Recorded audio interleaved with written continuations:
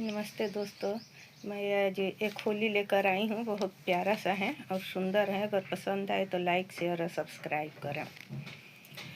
ओखिया भैले लाल तनिए सासुते दबल मुआ।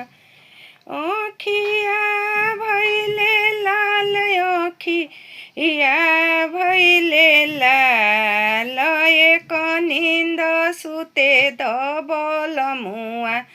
ओखिया भैले लाल एक निंद सुते दबल मुआ।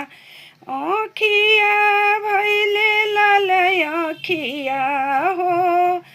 ओखिया भैले लाल ओखिया भैले लाल एक निंद सुते दबल मुआ।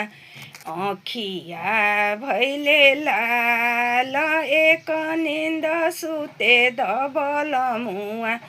ओखिया भैले लाल एक निंद सुते दबल मुआ। ओखिया भैले लाल ओखिया भैले लाल एक निंद सुते दबल मुआ। ओखिया भैले लाल एक निंद सुते दबल मुआ। चढ़ते फगुनामा मेघवाना करवल। चढ़ते फगुनामा मेघवाना करवल। मीठी मीठी बतिया में सुध बिसरवल। मीठी मीठी बतिया में सुधिया हेरैले। चढ़ते फगुनामा मेघवाना करवल। मीठी मीठी बतिया में सुधिया हेरैले। चढ़ते फगुनामा मेघवाना करैल। पोरे पोरे टूटेला बदन हो। अरे पोरे पोरे टूटेला बदन हो।